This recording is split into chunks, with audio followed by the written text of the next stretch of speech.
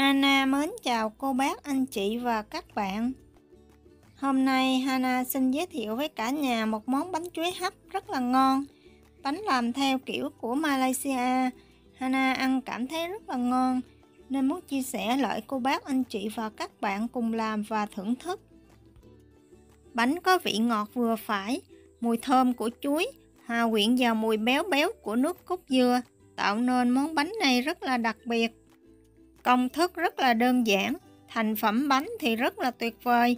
Nếu cô bác, anh chị và các bạn thích, xin mời làm cùng với Hana nhé. Trước tiên để làm bánh chuối thì mình cần phải đi trụng lá chuối để mềm, một chút mình gói cho nó dễ. Đây là lá chuối của Hana, có chiều dài là 20cm, chiều rộng khoảng 15cm. Mình sẽ lấy khoảng 15 miếng lá chuối như vậy và mình đem trụng nước sôi 30 giây cho mềm. Sau đó để ráo, lau khô. Nguyên liệu gồm có 230g chuối đã lọc vỏ, chuối nào cũng được, 70g bột mì đa dụng, 30g bột năng,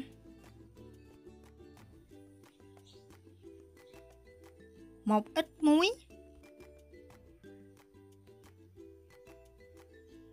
và 1 ít nước cốt dừa.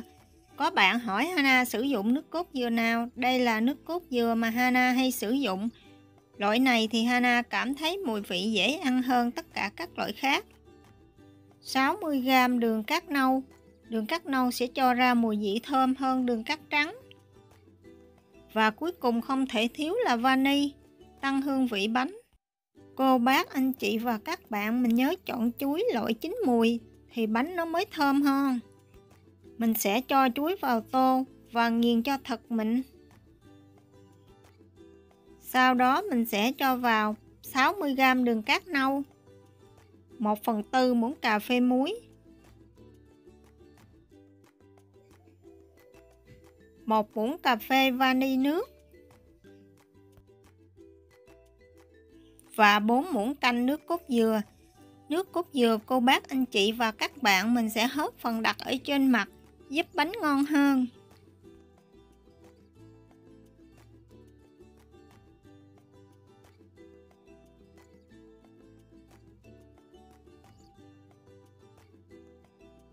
Mình sẽ khuấy cho hỗn hợp này thật hòa quyện với nhau.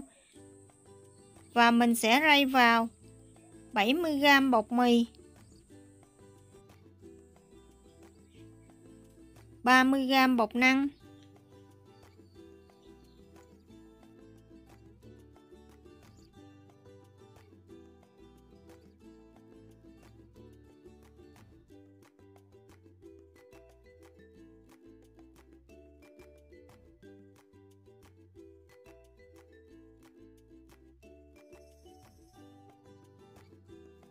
'Trộn đều phần bột này lại với nhau và mình bắt đầu đi gói bánh.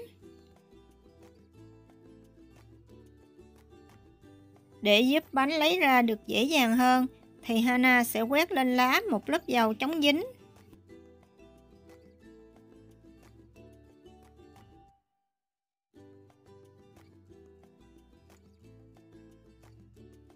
Mình sẽ cho vào giữa lá khoảng 1,5 muỗng bột.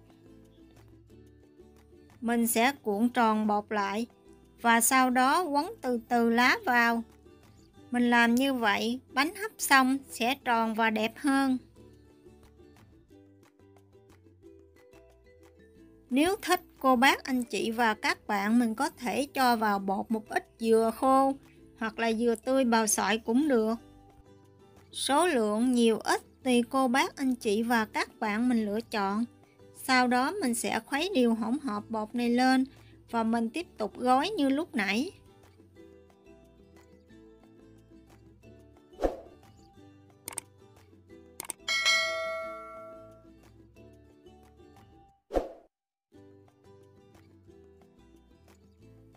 Mình cũng sẽ cuộn tròn lá lại.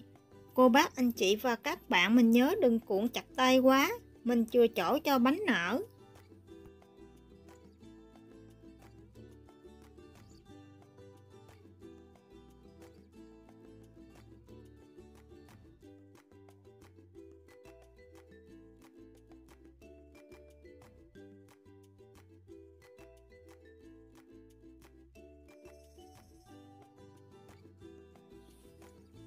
Sau khi gói xong, mình sẽ xếp bánh vào xửng và đem đi hấp khoảng 25 phút ở lửa lớn.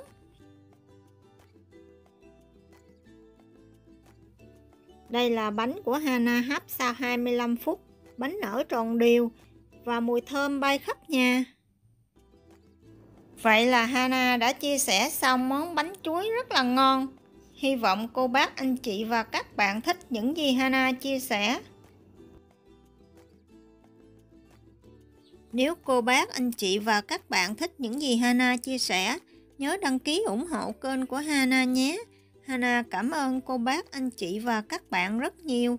Hana mến chúc cô bác, anh chị và các bạn nhiều sức khỏe, nhiều niềm vui và nhiều hạnh phúc. Hana xin chào tạm biệt và hẹn gặp lại lần sau.